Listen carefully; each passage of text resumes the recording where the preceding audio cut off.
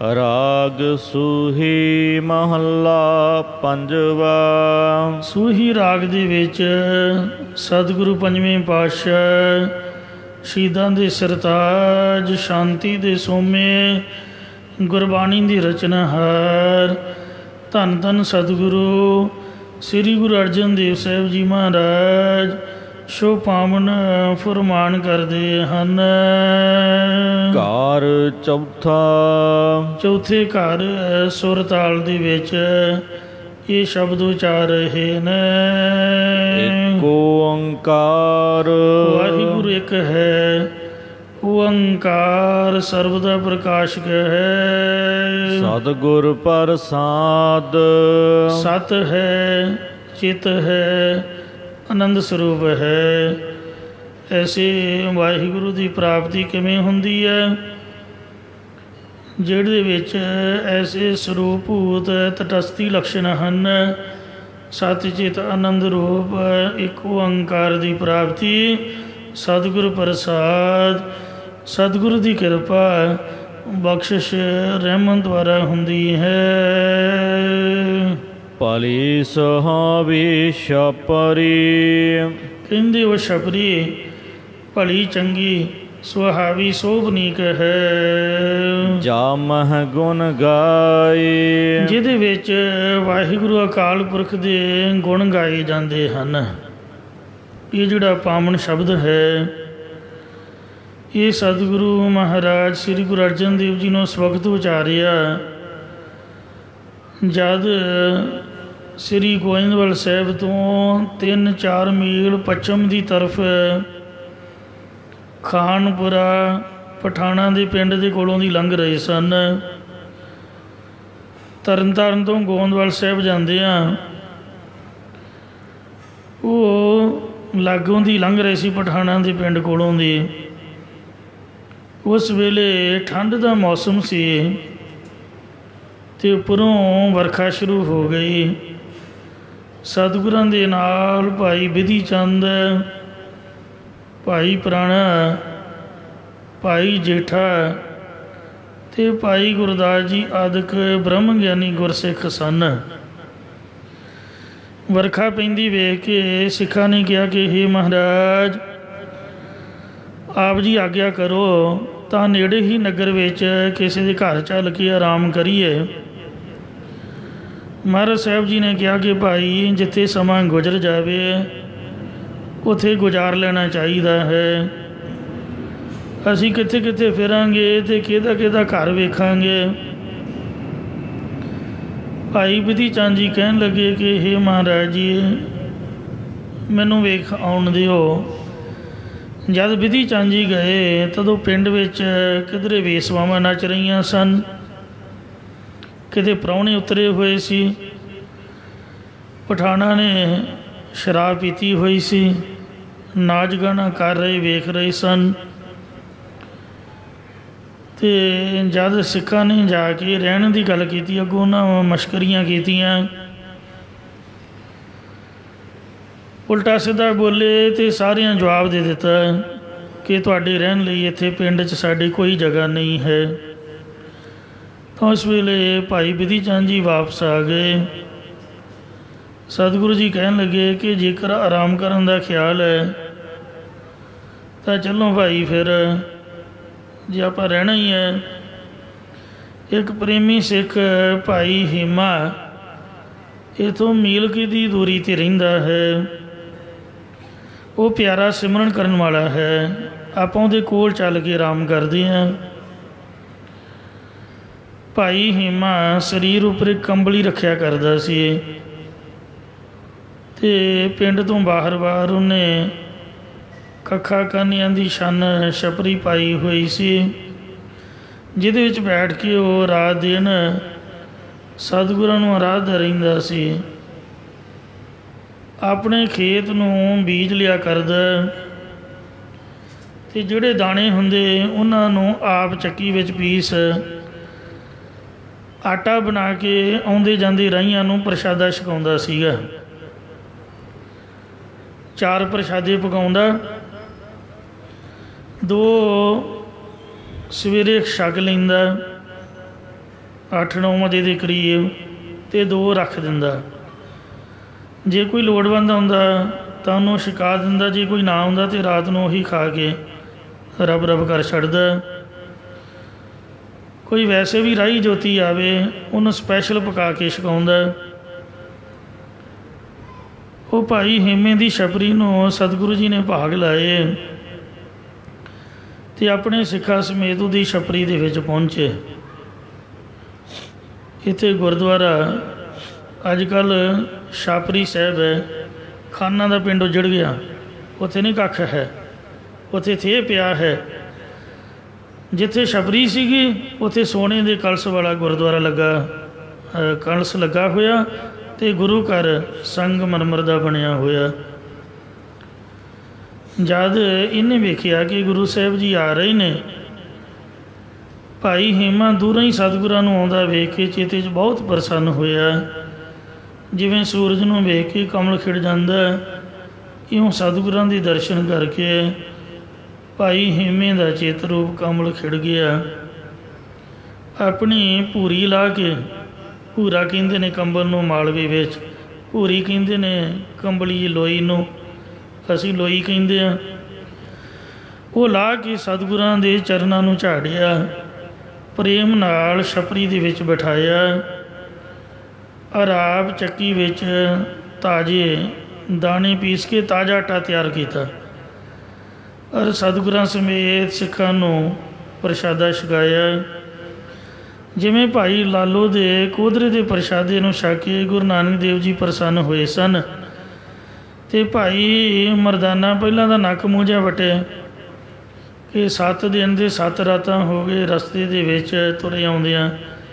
ਜੇ ਇਹੀ ਸੁੱਕੀਆਂ ਕੋਧਰੇ ਦੀਆਂ, ਜਿਹਨੂੰ ਬਾਜਰੇ ਦੀਆਂ ਰੋਟੀਆਂ ਕਹਿੰਦੇ, ਉਹ ਖਾਣੀਆਂ ਨੇ ਅਤੇ ਸਾਗ ਖਾਣਾ ਸੀ, ਅਤੇ ਫਿਰ ਆਪਾਂ ਸੁਲਤਾਨਪੁਰ ਨਹੀਂ ਸੀ ਚੰਗੇ, ਉੱਥੇ ਚੰਗਾ ਭਲਾ ਬੇਬੇ ਨਾਨਕੀ ਦੇ ਘਰ ਜਾ ਕੇ ਪ੍ਰਸ਼ਾਦਾ ਛਕ ਆਈਦਾ ਸੀ। ਬੇਬੇ ਜੀ ਨੇ ਆਖਿਆ ਸੀ ਵੀ ਤੂੰ ਰਹਿ ਮੇਰੇ ਵੀਰ ਕੋਲ, ਇਹਨੂੰ ਤਾਂ ਭੁੱਖ ਲੱਗਦੀ ਨਹੀਂ, ਜਾਂ ਤੈਨੂੰ ਲੱਗੂਗੀ ਤੂੰ ਮੇਰੇ ਕੋਲ ਆ ਕੇ ਰੋਟੀ ਖਾ ਜਾ ਕਰ। ਇੰਨੀ ਦੂਰ ਵੀ ਆਏ ਅਤੇ ਵੇਖੋ ਉਹ ਹੱਥ 'ਤੇ ਰੱਖਿਆ ਅਤੇ ਨਾਲ ਹੀ ਸੋਚੀ ਜਾਏ। ਅਤੇ ਮਹਾਰਾਜ ਵੇਖ ਕੇ ਮੁਸਕਰਾ ਕੇ ਕਹਿਣ ਲੱਗੇ, ਭਾਈ ਸਾਹਿਬ ਕੀ ਸੋਚਦਾ ਹੈ? ਇੱਕ ਬੁਰਕੀ ਤੋੜ ਕੇ ਮੂੰਹ 'ਚ ਤਾਂ ਪਾ ਕੇ ਦੇਖ, ਤੂੰ ਮੇਰੀ ਵੀ ਮੰਗੇਗਾ ਸੱਚਮੁੱਚ ਹੀ। ਆਪਣੀ ਤਾਂ ਖਾ ਲਈ, ਕਹਿੰਦਾ ਮਹਾਰਾਜ ਆ ਵੀ ਦੇ ਦਿਓ, ਤੁਹਾਨੂੰ ਕਿਹੜਾ ਭੁੱਖ ਲੱਗਦੀ ਹੈ? ਇਹ ਤਾਂ ਇੰਨੀ ਸਵਾਦ ਹੈ, ਛੱਡਣ ਨੂੰ ਜੀਓ ਹੀ ਨਹੀਂ ਕਰਦਾ। ਮਹਾਰਾਜ ਕਹਿੰਦੇ ਵੇਖਿਆ ਫਿਰ, ਇਹ ਕਿਰਤ ਦਾ ਪ੍ਰਸ਼ਾਦਾ ਹੈ। ਉਵੇਂ ਹੀ ਕਿਤੇ ਤੁਸੀਂ ਕੰਮ ਕਰਕੇ ਆਪਦੇ ਹੱਥੀਂ ਪ੍ਰਸ਼ਾਦਾ ਲਾ ਕੇ ਛਕੋ, ਉਹਦਾ ਸਵਾਦ ਕੁਛ ਹੋਰ ਹੁੰਦਾ ਹੈ। ਜਿਹੜਾ ਕਿਸੇ ਨੇ ਤਿਆਰ ਕੀਤਾ ਉਹ 'ਚ ਆਪਾਂ 100 ਨਿਕਸ ਬਿੰਨੀਆਂ ਕੱਢਾਂਗੇ। ਇਹ ਚਾਹ ਘੱਟ ਹੈ, ਇਹਦੀ ਚਾਹ ਜ਼ਿਆਦਾ ਹੈ, ਆਹ ਚੰਗਾ ਨਹੀਂ, ਆ ਮਾੜਾ ਹੈ, ਗਰਮ ਹੈ, ਠੰਡਾ ਹੈ। ਕੰਮ ਕਰਕੇ ਖਾਓਗੇ, ਬੰਦਾ ਚੰਗਾ ਥੱਕਿਆ ਟੁੱਟਿਆ ਹੋਵੇ, ਨੀਂਦਰ ਆਈ ਹੋਵੇ, ਅਤੇ ਆਪਦੇ ਹੱਥੀਂ ਪ੍ਰਸ਼ਾਦਾ ਤਿਆਰ ਕਰੇ, ਫਿਰ ਵੇਖੋ ਇਹ ਤਾਂ ਸੁੱਕੀਆਂ ਵੀ ਲੰਘਦੀਆਂ ਜਾਂਦੀਆਂ, ਘੱਟ ਵੱਧ ਨਹੀਂ ਫਿਰ ਵੇਖੀਦਾ। ਉਹਦਾ ਸਵਾਦ ਹੀ ਕੁਝ ਵੱਖਰਾ ਹੁੰਦਾ ਹੈ। ਅਸੀਂ ਜਦ ਵੀ ਛਕਦੇ ਹਾਂ ਬਿਨਾਂ ਭੁੱਖ ਤੋਂ ਖਾਂਦੇ ਹਾਂ। ਪਹਿਲੀ ਗੱਲ, ਉੱਠਦਿਆਂ ਸਾਰੀ ਭੁੱਖ ਨਹੀਂ ਲੱਗੀ ਹੁੰਦੀ। ਵੇਖਿਆ ਟਾਈਮ ਲੰਚ ਹੋ ਗਿਆ, ਕਿਸੇ ਨੇ ਬਦੋ ਬਦੀ ਆਖਿਆ, ਉਦੋਂ ਵੀ ਭੁੱਖ ਨਹੀਂ ਹੁੰਦੀ। ਅਤੇ ਬਿਨਾਂ ਭੁੱਖ ਤੋਂ ਛਕਣ ਤੋਂ ਵੀ ਉਹ ਆਨੰਦ, ਉਹ ਸਵਾਦ ਨਹੀਂ ਆਉਂਦਾ। ਤੋ ਬਾਕੀ ਜੋ ਨਿੰਦਿਆ ਚੁਗਲੀ ਗੱਲਾਂ ਬਾਤਾਂ ਕਰਦਿਆਂ ਪੱਕਿਆ ਪਕਾਇਆ ਹੋਵੇ, ਉਹਦਾ ਵੀ ਸਵਾਦ ਆਨੰਦ ਕੁਝ ਵੱਖਰਾ ਹੁੰਦਾ।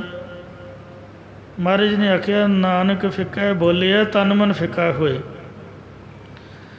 ਜਿਹੜਾ ਫਿੱਕਾ ਬੋਲ ਬੋਲਣਾ ਹੈ, ਫਿੱਕਾ ਬੋਲ ਵਿਗੋਚਣਾ, ਸੁਣ ਮੂਰਖ ਮਨ ਅਜਾਣ, ਉਹ ਆਪਣੇ ਆਪ 'ਚ ਵੀ ਖਰਾਬ ਹੁੰਦਾ ਅਤੇ ਰੋਟੀਆਂ ਵੀ ਖਰਾਬ ਕਰ ਦਿੰਦਾ। ਲੜਾਈ ਝਗੜਾ ਕਲੇ ਕਲੇਸ਼ ਦੇ ਵਿੱਚ ਪੱਕੀਆਂ ਰੋਟੀਆਂ ਉਹ ਮਨ 'ਤੇ ਵੀ ਵੈਸਾ ਹੀ ਅਸਰ ਕਰਦੀਆਂ। ਤਾਂਹੀਓ ਤਾਂ ਅੱਜ ਕੱਲ੍ਹ ਸਾਡਾ ਗੁਟਕਾ ਫੜਨ ਨੂੰ ਵੱਢਿਆ ਰੂਹ ਨਹੀਂ ਕਰਦਾ। ਜੇ ਫੜ ਵੀ ਲਈਏ ਭੁੱਲ ਭੁਲੇਖੇ ਅਤੇ ਉਸੇ ਵਕਤ ਹੀ ਅੱਖਾਂ ਕਬੂਤਰ ਵਾਂਗ ਬੰਦ ਹੋਣ ਲੱਗ ਪੈਂਦੀਆਂ। ਜਿਵੇਂ ਬੜੇ ਦਿਨਾਂ ਦਾ ਕਿਤੇ ਨੀਂਦਰਾ ਹੋਵੇ। ਗੱਲਾਂ ਬਾਤਾਂ ਭਾਵੇਂ ਸਾਰੀ ਦਿਹਾੜੀ ਕਰੀ ਜਾਓ, ਕਾਰਨ ਕੀ ਹੈ? ਜੈਸਾ ਅੰਨ ਤੈਸਾ ਮਨ। ਜਪਜੀ ਸਾਹਿਬ ਦਾ ਪਾਠ ਕਰਦਿਆਂ, ਮੂਲ ਮੰਤਰ ਦਾ ਸਿਮਰਨ ਕਰਦਿਆਂ, ਵਾਹਿਗੁਰੂ ਵਾਹਿਗੁਰੂ ਕਰਦਿਆਂ ਪ੍ਰਸ਼ਾਦਾ ਪੱਕਿਆ ਹੋਵੇ ਅਤੇ ਸਤਿਨਾਮ ਵਾਹਿਗੁਰੂ ਕਹਿ ਕੇ ਬੁਰਕੀ ਮੂੰਹ 'ਚ ਪਾਈ ਹੋਵੇ, ਸਵਾਲ ਹੀ ਪੈਦਾ ਨਹੀਂ ਹੁੰਦਾ। ਭੁੱਖ ਲੱਗੀ ਹੋਵੇ, ਬੰਦਾ ਥੱਕਿਆ ਹੋਵੇ ਅਤੇ ਬਿਨਾਂ ਚੋਪੜੀ ਵੀ, ਫਰੀਦ ਸਾਹਿਬ ਕਹਿੰਦਾ ਵੀ ਚੋਪੜੀ ਵਾਲਾ ਹੀ ਆਨੰਦ ਹੈ। ਫਰੀਦਾ ਰੋਟੀ ਮੇਰੀ ਕਾਠ ਕੀ, ਉਹ ਤਾਂ ਲੱਕੜ ਨੂੰ ਹੀ ਮੂੰਹ ਮਾਰਦਾ ਸੀਗਾ। ਲਾਮਣ ਮੇਰੀ ਭੁੱਖ, ਜਿਨ੍ਹਾਂ ਖਾਧੀ ਚੋਪੜੀ ਘਣੇ ਸਹਿਣਗੇ ਦੁੱਖ। ਰੁੱਖੀ ਸੁੱਖੀ ਖਾਏ ਕੈ, ਰੁੱਖੀ ਸੁੱਖੀ ਜ਼ਰੂਰੀ ਨਹੀਂ ਵੀ ਘਿਓ ਤੋਂ ਬਗੈਰ ਹੀ ਹੈ। ਜੇ ਘਿਓ ਹੈਗਾ ਅਤੇ ਲਾਉਣ ਦਾ ਕੋਈ ਹਰਜ ਨਹੀਂ ਹੈ। ਮਹਾਰਾਜ ਪਰਮਾਤਮਾ ਨੇ ਖਾਣ ਵਾਸਤੇ ਬਣਾਇਆ ਹੈ। ਜੇ ਘਿਓ ਨੂੰ ਵਰਤਣਾ ਨਾ ਹੋਵੇ ਫਿਰ ਬਣਿਆ ਕਿਉਂ ਹੋਵੇ? ਅਤੇ ਇਸ ਲਈ ਕੰਜੂਸੀ ਨਹੀਂ ਕਰਨੀ। ਰੁੱਖੀ ਸੁੱਖੀ ਦਾ ਭਾਵ ਕਿਰਤ ਦਾ ਪ੍ਰਸ਼ਾਦਾ ਹੈ। ਦਸਾਂ ਨੋਹਾਂ ਦੀ ਕਿਰਤ, ਨਾਮ ਜਪਦਿਆਂ ਹੋਇਆਂ ਜਿਹੜਾ ਤਿਆਰ ਹੋਣਾ, ਇਹਨੂੰ ਰੁੱਖੀ ਸੁੱਖੀ ਆਖਿਆ ਹੈ। ਰੁੱਖੀ ਸੁੱਖੀ ਖਾਈ ਕੈ, ਜਾਂ ਰੁੱਖੀ ਸੁੱਖੀ ਸਾਂਤਕੀ ਭੋਜਨ। ਜਿਹੜਾ ਨੌਨ ਵੈਜ ਹੈ ਉਹਨੂੰ ਆਪਾਂ ਰੁੱਖੀ ਸੁੱਖੀ ਨਹੀਂ ਕਹਿ ਸਕਦੇ। ਸੋ ਫਰੀਦ ਸਾਹਿਬ ਕਹਿੰਦੇ ਨੇ, ਰੁੱਖੀ ਸੁੱਖੀ ਖਾਏ ਕੈ ਠੰਡਾ ਪਾਣੀ ਪੀਓ। ਫਰੀਦਾ ਦੇਖ ਪਰਾਈ ਚੋਪੜੀ, ਨਾ ਤਰਸਾਏ ਜੀਓ। ਜਿਹੜੇ ਮੱਖਣ ਮਲਾਈਆਂ ਖਾਂਦੇ ਨੇ, ਰਿਸ਼ਵਤ ਵੱਡੀ ਖੋਰੀ ਦਾ, ਉਹ ਵੇਖਣ ਨੂੰ ਤਾਂ ਜਾਪਦੇ ਵੀ ਆਨੰਦ ਲੈਂਦੇ ਨੇ, ਜਦ ਨਿਕਲਦਾ ਹੈ ਤਾਂ ਫਿਰ ਸਿਰ 'ਚੋਂ ਹੀ ਨਿਕਲਦਾ ਰਸੌਲੀ ਬਣ ਕੇ। ਇੱਕੋ ਦਮ ਹੀ ਉਹ ਡਾਕਟਰ ਕੱਢ ਕੇ ਉਹ ਮਾਰਦੇ, ਆਪਰੇਸ਼ਨ ਹੀ ਕਰਾਉਣਾ ਪੈਂਦਾ। ਉਹ ਨੱਕ 'ਚ ਹੀ ਵੜ ਜਾਂਦਾ, ਉਹ ਹੱਡੀ ਪੜਾਉਣੀ ਪੈਂਦੀ, ਮਾਫ਼ ਕਰਨਾ, ਸਟੰਟ ਪਾਉਣਾ ਪੈਂਦਾ। ਸਾਰੀ ਉਮਰ ਦੀ ਕਮਾਈ ਬਸ 2-4 ਦਿਨਾਂ 'ਚ ਹੀ ਜਾਂਦੀ ਆ, ਮਾਫ਼ ਕਰਨਾ। ਸਤਿਗੁਰੂ ਨਾਨਕ ਦੇਵ ਜੀ ਮਹਾਰਾਜ ਨੇ ਮਲਕ ਭਾਗੋ ਨੂੰ ਇਹੀ ਸਿਕਸ਼ਾ ਦਿੱਤੀ ਸੀਗੀ। ਸੋ ਭਾਈ ਹੇਮਾ ਜੀ ਨੇ ਗੁਰੂ ਸਾਹਿਬ ਨੂੰ ਆਪ ਦੇ ਹੱਥੀਂ ਤਾਜ਼ਾ ਆਟਾ ਪੀਸ ਕੇ ਪ੍ਰਸ਼ਾਦਾ ਛਕਾਇਆ। ਜਿਵੇਂ ਭਾਈ ਲਾਲੋ ਦੇ ਕੋਧਰੇ ਵਾਲੇ ਪ੍ਰਸ਼ਾਦੇ, ਯਾਨੀ ਬਾਜਰੇ ਦੀ ਰੋਟੀ ਵਿੱਚੋਂ ਅਤੇ ਸਰੋਂ ਦੇ ਸਾਗ ਵਿੱਚੋਂ ਭਾਈ ਮਰਦਾਨਾ ਜੀ ਨੂੰ 36 ਪ੍ਰਕਾਰ ਦੇ ਰਸ ਅਤੇ ਅਨੇਕ ਤਰ੍ਹਾਂ ਦੇ ਆਨੰਦ ਪ੍ਰਸ਼ਾਦੇ ਵਿੱਚੋਂ ਗੁਰੂ ਸਾਹਿਬ ਨੇ ਦਿਖਾਏ ਸਨ। ਇੰਝ ਹੀ ਜਦ ਗੁਰਸਿੱਖਾਂ ਨੇ ਪ੍ਰਸ਼ਾਦ ਪਾਣੀ ਪਾਇਆ ਅਤੇ ਅਲੌਕਿਕ ਆਨੰਦ ਅਤੇ ਰਸ ਆਇਆ। ਗੁਰੂ ਅਰਜਨ ਸਾਹਿਬ ਨੇ ਭਾਈ ਹੇਮੇ ਦੇ ਰੁੱਖੇ ਪ੍ਰਸ਼ਾਦਿਆਂ 'ਚੋਂ 6 ਤਰ੍ਹਾਂ ਦੇ ਰਸ, 36 ਪ੍ਰਕਾਰ ਦੇ ਭੋਜਨਾਂ ਦਾ ਸਵਾਦ ਉਹਦੇ ਵਿੱਚੋਂ ਦਿਖਾ ਦਿੱਤਾ। ਸਤਿਗੁਰਾਂ ਨੇ ਖੁਸ਼ ਹੋ ਕੇ ਸਭ ਰਿੱਧੀਆਂ ਸਿੱਧੀਆਂ ਭਾਈ ਹੇਮੇ ਨੂੰ ਬਖਸ਼ ਦਿੱਤੀਆਂ। ਪਰ ਭਾਈ ਹੇਮੇ ਨੇ ਬੇਨਤੀ ਕੀਤੀ ਕਿ ਸਤਿਗੁਰੂ ਜੀ, ਮੈਨੂੰ ਇਹਨਾਂ ਦੀ ਲੋੜ ਨਹੀਂ ਹੈ। ਜੇਕਰ ਆਪ ਜੀ ਮੇਰੇ 'ਤੇ ਤਰੁੱਠੇ ਪ੍ਰਸੰਨ ਹੋਏ ਹੋ ਅਤੇ ਮੈਨੂੰ ਸਾਥ ਸਾਥ ਸਿਮਰੋ ਗੋਬਿੰਦ, ਮਨ ਅੰਤਰ ਕੀ ਉਤਰੈ ਚਿੰਦ। ਇਹ ਜੋ ਸੁਖਮਨੀ ਸਾਹਿਬ ਆਪ ਜੀ ਨੇ ਸ਼ਬਦ ਉਚਾਰਿਆ, ਇਹਦੇ ਮੁਤਾਬਕ ਸਵਾਸ ਸਵਾਸ ਸਿਮਰਨ ਕਰਨ ਦੀ ਦਾਤ ਬਖਸ਼ਿਸ਼ ਕਰੋ। ਤਦੋਂ ਸਤਿਗੁਰਾਂ ਨੇ ਭਾਈ ਹੇਮੇ ਦੇ ਪ੍ਰਥਾਏ 3 ਸ਼ਬਦ ਉਚਾਰੇ। ਇੱਕ ਮਾਝ ਰਾਗ ਦੇ ਵਿੱਚ, ਮਾਝ ਮਹੱਲਾ ਪੰਜਵਾ, ਹਰ ਰੁੱਖੀ ਰੋਟੀ ਖਾਏ ਸੰਭਾਲੈ।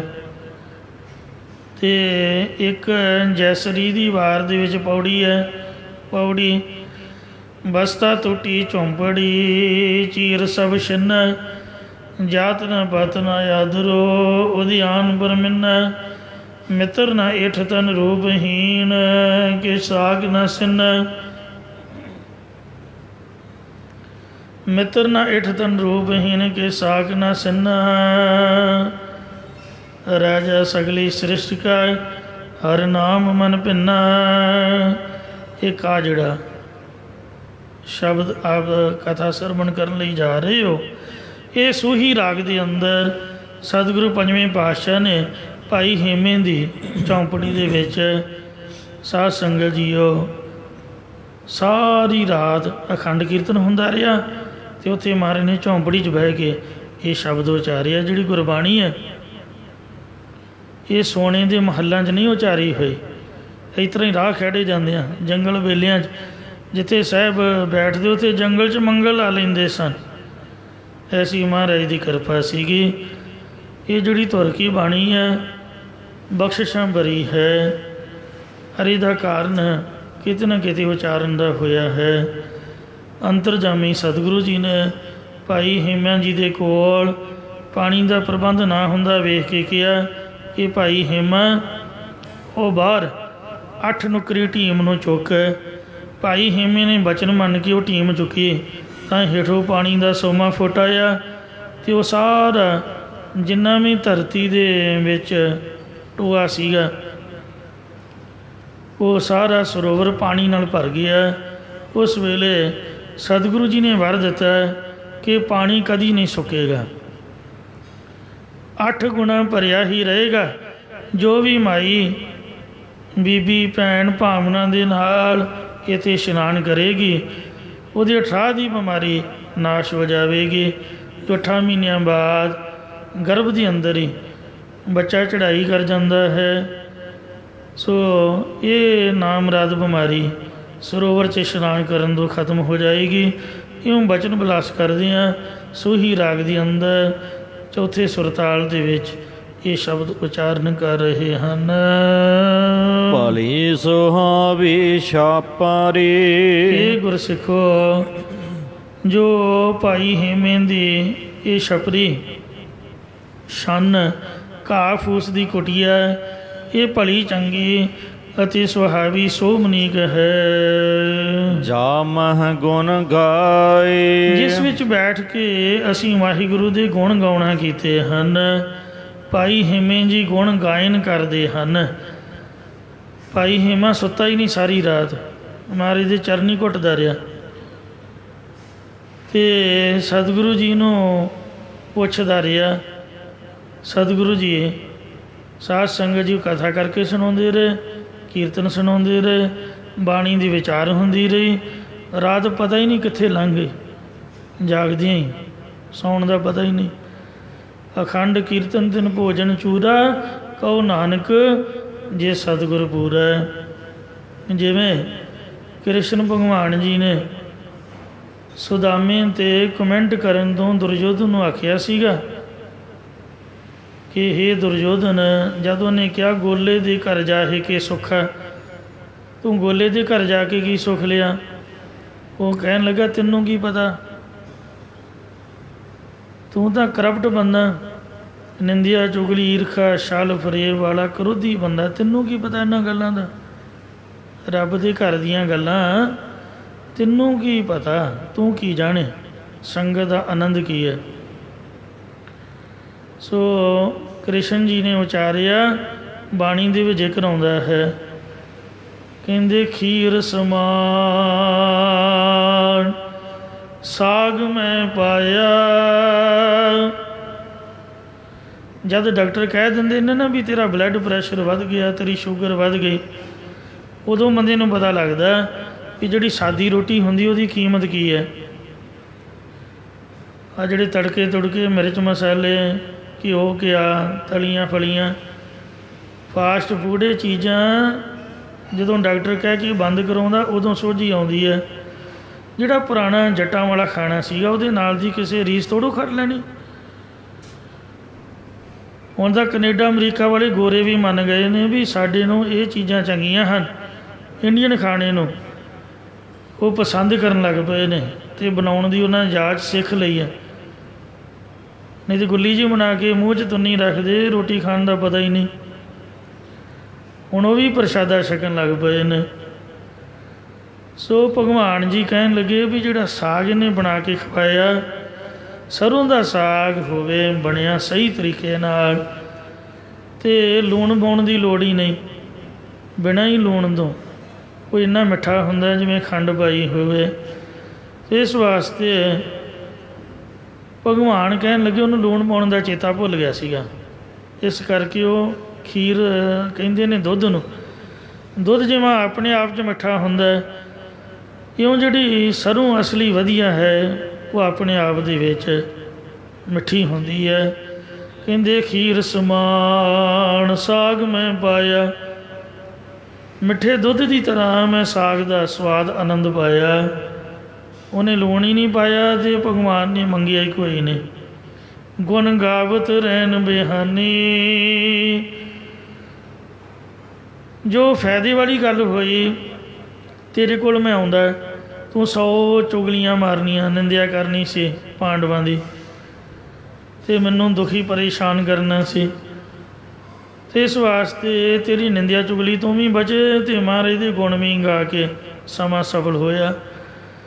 ਗੁਣ ਗਾਵਤ ਰਹਿਣ ਬਿਹਾਨੀ, ਸਾਰੀ ਰਾਤ ਗੁਣ ਗਾਉਂਦਿਆਂ ਬਤੀਤ ਹੋਈ। ਕਬੀਰ ਕੋ ਠਾਕੁਰ ਆਨੰਦ ਵਿਨੋਦੀ, ਜਿਹੜਾ ਕਬੀਰ ਦਾ ਠਾਕੁਰ ਮਾਲਕ ਹੈ ਉਹ ਸੋਨੇ ਦੇ ਮਹਿਲ, ਅਮੀਰਾਂ ਦੀਆਂ ਕੋਠੀਆਂ ਦੇ ਕਾਰਾਂ ਨਹੀਂ ਚਾਹੁੰਦਾ, ਉਹ ਤਾਂ ਭਗਤ ਨਾਮਦੇਵ ਦੀ ਛਪਰੀ 'ਚ ਕਬੀਰ ਦੀ ਕੁੱਲੀ ਦੇ ਵਿੱਚ ਹੀ ਖੁਸ਼ ਹੈ।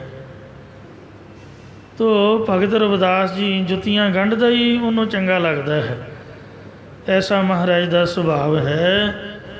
ਕਹਿੰਦੇ ਕਬੀਰ ਕੋ ਠਾਕੁਰ ਆਨੰਦ ਵਿਨੋਦੀ, ਜਿਹੜਾ ਕਬੀਰ ਦਾ ਮਾਲਕ ਹੈ ਇਹ ਚੋਜੀ ਪ੍ਰੀਤਮ ਹੈ, ਉਹਦੇ ਚੋਜਾਂ ਦਾ ਕੁਛ ਪਤਾ ਨਹੀਂ। ਜਾਤ ਨਾ ਕਾਹੂ ਕੀ ਮਾਨੀ, ਜਾਤ ਤਾਂ ਜਨਮ ਤੋਂ ਬਾਅਦ ਲੋਕਾਂ ਨੇ ਮੰਨੀ ਹੋਈ ਹੈ। ਜੋ ਰੱਬ ਨੇ ਬੰਦਾ ਬਣਾਇਆ ਉਹ ਕਿਸੇ ਜਾਤ 'ਚ ਨਹੀਂ ਬਣਾਇਆ ਹੈ, ਜਾਤ ਤਾਂ ਲੋਕਾਂ ਦੀ ਆਪਣੀ ਬਣਾਈ ਹੋਈ ਹੈ। ਮਹਾਰਾਜ ਕਿਸੇ ਦੀ ਜਾਤ ਪਾਤ ਨਹੀਂ ਮੰਨਦਾ। ਇਸ ਲਈ ਪੰਜਵੇਂ ਪਾਤਸ਼ਾਹ ਸ੍ਰੀ ਗੁਰੂ ਅਰਜਨ ਦੇਵ ਜੀ ਮਹਾਰਾਜ ਇੰਨੇ ਖੁਸ਼ ਹੋਏ, ਇੰਨੇ ਪ੍ਰਸੰਨ ਹੋਏ। ਇੱਕ ਵਾਰ ਬਾਬਾ ਠਾਕੁਰ ਸਿੰਘ ਸਾਹਿਬ ਜੀ ਨੂੰ 90 ਸਾਲ ਦੀ ਉਮਰ, ਬਜ਼ੁਰਗ ਅਵਸਥਾ, ਉਹ ਬਦੋ ਬਦੀ ਮੁੰਡਿਆਂ ਖਹਿੜਾ ਕੀਤਾ ਅਤੇ ਮੈਂ ਵੀ ਜਿੱਦ ਕੀਤੀ, ਸਮਝ ਲਓ। Bidar Guru Nanak engineering college, lift ਉੱਥੇ ਹੈ ਨਹੀਂ ਸੀ, 550 ਪੌੜੀਆਂ ਅਸੀਂ ਚੜ੍ਹਾ ਕੇ ਲੈ ਗਏ। ਵੈਸੇ ਬੇਨਤੀ ਕੀਤੀ ਵੀ ਮਹਾਰਾਜ ਦਾ ਸਰੂਪ ਹੇਠਾਂ ਲੈ ਆਉਂਦੇ ਹਾਂ, ਇੱਥੇ ਤੰਬੂ ਲਾ ਕੇ ਕੀਰਤਨ ਕਰਦੇ ਹਾਂ। ਕਹਿੰਦੇ ਨਹੀਂ, ਜਿੱਥੇ ਮਹਾਰਾਜ ਦਾ ਕਮਰਾ। ਹੁਣ ਇੰਨੀ ਦੂਰੋਂ ਚੱਲ ਕੇ ਆ ਗਏ ਹਜ਼ੂਰ ਸਾਹਿਬ ਤੋਂ, ਖੱਡਿਆਂ ਮੱਡਿਆਂ ਦੇ ਵਿੱਚੋਂ 6-7 ਘੰਟੇ, ਇੰਨੀਆਂ ਕੁ ਪੌੜੀਆਂ ਕੀ ਨੇ, ਬਾਣੀ ਸੁਣਾਓ। ਸਾਹ ਲੈ ਲੈ ਕੇ ਆਪਾਂ ਉੱਥੇ ਹੀ ਜਾਂਦੇ ਆ। ਉੱਪਰ ਪਹੁੰਚ ਕੇ ਗੁਰੂ ਮਹਾਰਾਜ ਨੂੰ ਨਮਸਕਾਰ ਕਰਕੇ ਢੋਲ ਆ ਕੇ ਬੈਠ ਗਏ। ਮੈਂ ਤਾਂ ਸੋਚਿਆ ਵੀ 2 ਸ਼ਬਦ ਪੜ੍ਹਾ ਕੇ ਕਹਿਣਗੇ ਕਥਾ ਕਰੋ ਅਤੇ ਛੇਤੀ ਸਮਾਪਤੀ ਕਰੋ। ਮੈਂ ਮੂੰਹ ਵੱਲ ਵੇਖਾਂ ਵੀ ਮੈਨੂੰ ਕਹਿਣ ਕਥਾ ਕਰ, ਟਾਈਮ ਹੀ ਨਹੀਂ ਦਿੱਤਾ। ਮਹਾਂਪੁਰਖਾਂ ਦੀ ਮੌਜ। ਕਥਾ ਸੁਣਿਆ ਕਰਦੇ ਸੰਤ ਗਿਆਨੀ ਗੁਰਬਚਨ ਸਿੰਘ ਜੀ ਖਾਲਸਾ ਭਿੰਡਰਾਂ ਵਾਲਿਆਂ ਦੇ ਪਾਵਨ ਮੁਖਾਰ ਬਿਆਨ ਤੋਂ ਕੈਸਟ ਲਾ ਕੇ ਅਤੇ ਬਾਣੀ ਦੇ ਕੀਰਤਨ ਵਿੱਚ ਜ਼ਿਆਦਾ ਆਨੰਦ ਮਾਣਦੇ। ਦੂਜਿਆਂ ਨੂੰ ਕਹਿੰਦੇ ਮੈਂ ਕੀਰਤਨ ਸੁਣਿਆ ਅਤੇ ਚਲੋ ਹੁਣ ਤੁਸੀਂ ਬੈਠ ਕੇ ਕਥਾ ਸੁਣੋ। ਸੋ ਐਸਾ ਉਹਨਾਂ ਦਾ ਸੁਭਾਅ ਸੀਗਾ। ਅਤੇ ਜਿੰਨੇ ਰਾਗੀ ਸਿੰਘ ਕਹਿੰਦੇ ਕੀਰਤਨ ਕਰੀ ਚੱਲੋ। ਲਗਾਤਾਰ 4-5 ਘੰਟੇ ਕੀਰਤਨ ਸੁਣਿਆ ਅਤੇ ਮੁੜ ਕੇ ਕਹਿੰਦੇ ਅਰਦਾਸ ਕਰੋ। ਕਥਾ ਕਰਾਈ ਹੋਈ ਨਹੀਂ। ਕਹਿੰਦੇ ਮੇਰਾ ਹੀ ਸਾਰੀ ਥਕਾਵਟ ਜਿੰਨੀ ਵੀ ਸੀ ਰਸਤੇ ਦੀ ਕੀਰਤਨ ਸੁਣ ਕੇ ਲੈ ਗਈ। ਮਤਲਬ ਬਿਨਾਂ ਹੀ ਸੌਣ ਤੋਂ ਅਸੀਂ ਹੈਰਾਨ ਹੋ ਗਏ। ਕਿੰਨੀ ਭਾਵਨਾ ਹੈ ਗੁਰਮੁਖਾਂ ਦੀ, ਸੰਤਾਂ ਦੀ, ਮਹਾਂਪੁਰਖਾਂ ਦੀ, ਗੁਰ ਕੀ ਬਾਣੀ ਦੇ, ਧੁਰ ਕੀ ਬਾਣੀ ਦੇ। ਸਾਡੇ ਵਰਗਿਆਂ ਦਾ ਤਾਂ ਸਰੀਰ ਕਸ਼ਟ ਮੰਨਦਾ ਹੈ, ਪਰ ਜੇ ਤੇ ਰੱਬ ਦੀ ਕਿਰਪਾ ਹੋ ਜਾਏ, ਇਹੀ ਬਾਣੀ ਮਹਾਰਾਜ ਦਾ ਕਥਾ ਕੀਰਤਨ ਸਿਰ ਦਰਦ, ਲੱਕ ਦਰਦ, ਮੁਸ਼ਕਿਲ ਦੀ ਬਜਾਏ ਅਤੇ ਦੁੱਖ ਕਸ਼ਟ ਦੇਣ ਦੀ ਬਜਾਏ ਸਗੋਂ ਤੰਦਰੁਸਤ ਕਰਦਾ ਹੈ, ਬਿਮਾਰੀਆਂ ਤੋਂ ਰਹਿਤ ਅਤੇ ਥਕਾਵਟ ਉਤਾਰਦਾ ਹੈ। ਤੁਸੀਂ ਵੀ ਕਿਤੇ ਇਕਾਗਰਤਾ ਦੇ ਨਾਲ ਵਰਤਿਆ ਕੇ ਵੇਖ ਲਿਓ। 8 ਘੰਟੇ ਹੱਡ ਭੰਨ ਕੇ ਮਿਹਨਤ ਕਰਕੇ ਕਿਤੇ ਢੋਲ ਆ ਕੇ ਘੰਟਾ ਕੀਰਤਨ ਸੁਣ ਲਓ, ਸੌਣ ਦੀ ਲੋੜ ਨਹੀਂ ਪਏਗੀ। ਕੀਰਤਨ ਸੁਣਦਿਆਂ 8 ਘੰਟੇ ਦੀ ਨੀਂਦ ਦਾ ਆਨੰਦ। ਮਹਾਰਾਜ ਕੀਰਤਨ ਜੀ ਸਾਰਾ ਸੁੱਖ ਆਰਾਮ ਸੁੱਤੇ ਪਿਆਂ ਤੇ ਬੰਦਾ ਉਹ ਕਮਲਾ ਰਹਿੰਦਾ। ਸੁਪਨਿਆਂ ਦੀ ਨੀਂਦ, ਸਿਰ ਦਰਦ, ਥਕਾਵਟ ਲੈਂਦੀ ਨਹੀਂ। ਉੱਠਦਿਆਂ ਸਾਰ ਕਈਆਂ ਤੋਂ ਮੈਂ ਸੁਣਿਆ ਵੀ ਇੰਨਾ ਸੌਂਗੇ ਵੀ ਸਰੀਰ ਇਉਂ ਜਾਪਦਾ ਜਿਸ ਤਰ੍ਹਾਂ 5 ਮਿੰਟ ਵੀ ਨਹੀਂ ਸੁੱਤੇ। ਅਤੇ ਇਸ ਲਈ ਸੁਪਨਿਆਂ ਦੀ ਨੀਂਦ ਦੇ ਵਿੱਚ ਤੰਦਰੁਸਤੀ, ਸੁੱਖ, ਆਰਾਮ ਨਹੀਂ ਹੈ।